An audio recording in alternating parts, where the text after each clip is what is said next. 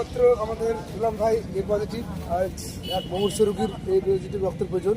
ভাই এখন বেরোচ্ছে, সকল লেভেলে দোয়া করবেন আমার গুলাম ভাইয়ের জন্য। এইমাত্র এই দেখো আমরা গাড়িতে উঠে পড়েছি, এখন রানিং গাড়ি চলছে। আমাদের বাড়ি থেকে প্রায় 30 কিলোমিটার দূর আমরা যেখানে যাব, আমরা বহরমপুর মেডিকেলে যাব। ওখানে এক রুগী আছে, তাকে রক্ত দিতে যাচ্ছে, আমি যাচ্ছি। আর আমাদের হাবিব ভাই আছে, ব্লাড যে হেড, এই আরও অন্যান্য যে সমস্ত রুগী থাকে তাদের সমস্ত রক্তের ব্যবস্থা ইনিই করে। আর রক্ত দান করা সত্যি একটা মহৎ দান। অবশেষে পৌঁছে গেলাম মেডিকেলে।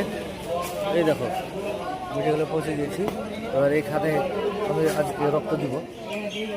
তো আলহামদুলিল্লাহ ভালো লাগছে, এদিকে বিগত 3-4 মাস দেওয়া হয়নি, তারপরে আজকে আবার শুরু করে দেওয়া। তো এইখানে আজকে রক্ত দেব। এই দেখো blood centre, Murshidabad medical college and hospital. আমার পিছনে যে বেডটা দেখতে পাচ্ছ, এই বেডে আমি এখন শুয়ে পড়ব। এই দেখো আমি বেডে শুয়ে পড়েছি, শুয়ে হাতটা গুঁজে নিচ্ছি, কারণ মোটা ইঞ্জেকশনের সিরিজ আমার হাতে ঢোকানো হবে। তারপর সেখান থেকে আস্তে আস্তে ব্লাড বেরোবে। আস্তে আস্তে ঘোরাবেন। ইঞ্জেকশনের সিরিজটা হাতে ঢোকানোর পরে এই দেখো আস্তে আস্তে ব্লাড বের হচ্ছে। আর আমার হাতে একটা বল দিয়েছে, বলটা আস্তে আস্তে ঘোরাতে হবে, নইলে অসুবিধা হতে পারে, সেই জন্য। আমাদের গোলাম ভাই আজ 6তম রক্তদান করছে, সত্যি খুব ভালো লাগছে। গ্রিন হ্যাভেন ফাউন্ডেশনের পক্ষ থেকে আজ আমাদের গোলাম ভাই, আপনার রক্ত দিয়ে কেমন মনে হচ্ছে? আলহামদুলিল্লাহ ভালো লাগছে। এবার কি আমার সবার হচ্ছে, আমি বিগত 5বার রক্ত দিয়েছি ডোমগুলো, এই প্রথমবার বহরমপুর মেডিকেল আমার রক্তের মাধ্যমে। আমার মতো কার কার ব্লাড দিতে ভালো লাগে সেটা অবশ্যই কমেন্টে বলবে। আর বাইরে নিউজ এসেছে, ওরা একটা নিউজ করব বলছে যে আমি কবার ব্লাড দিয়েছি, আমি কেন ব্লাড দিচ্ছি, আমি কাকে ব্লাড দিচ্ছি, ব্লাড দিলে শরীরের কি কি উপকারিতা আছে, ব্লাড দিলে শরীরের কোনো ক্ষতি হয় কি হয় না, এইসব বিষয়ে কিছু বলার জন্য আমাকে বলেছে। তো আমার ব্লাডটা দেওয়া হলে আমি বাইরে গিয়ে অবশ্যই বলবো, চলো তোমাদেরকে আমি দেখাবো।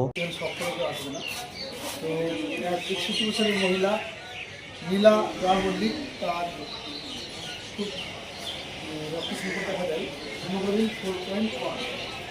তো সারাদিন তারা পূজাপুজি করে রক্ত দিতে না পারায় অবশ্যই খবর আছে আমাদের গ্রিন ফাউন্ডেশনের কাছে।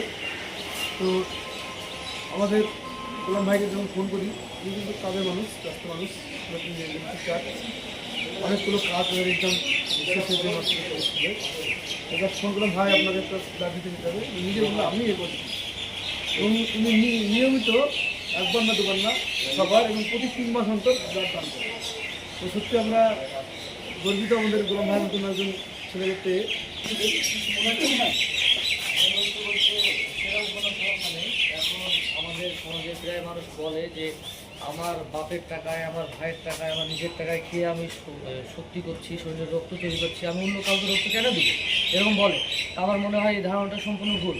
কারণ আমি বিগত 3 বছর থেকে প্রায় 3 মাস পর পর আমি রক্ত দিচ্ছি, প্রতি 3 মাস পর পর রক্ত দিই। একটা থ্যালাসেমিয়া পেশেন্ট ছিল, আমরা 4টে ছেলে প্রতি 3 মাস পর পর ব্লাড দিতাম। আর খুবই দুঃখ লেগেছে, ওই বাচ্চাটা কিছুদিন আগে মারা গিয়েছে। ও মারা না গেলে হয়তো আজকে আমি এখানে ব্লাড দিতে আসতে পারতাম না, কারণ এই ব্লাডটা আমি তাকে দিতাম। তো আমি 3 মাস 4 মাস পর রক্ত দিই, আমার কোনো সমস্যা হয় না। সাময়িক একটু সমস্যা হয়, সেটা হচ্ছে রক্ত দেওয়ার পর মাথায় হালকা একটু ঝিমঝিম করে, ওটা 2 থেকে 3 মিনিট। কারণ আপনার শরীর থেকে অনেকটা রক্ত বের হবে, একটু মাথা ঝিমঝিম করবি, ওটা ভেবে কোনো ভয় করার কারণ নাই। আর আমি বলবো যে প্রত্যেকটা ঘরে ঘরে, প্রত্যেকটা বাড়িতে বাড়িতে যদি একটা করে ডোনার থাকে, তাহলে আমার মনে হয় রক্তের অভাব হবে, কাউকে মারা দিতে হবে না বা কেউ মারা যাবে না। আমার মনে হয় আমি এই 2-3 বছরের মধ্যে রক্ত দিয়ে যে অভিজ্ঞতা পেয়েছি, সেই অভিজ্ঞতা থেকে আমি বললাম, তাহলে আমার মনে হয় কোনো সমস্যাই হবে না।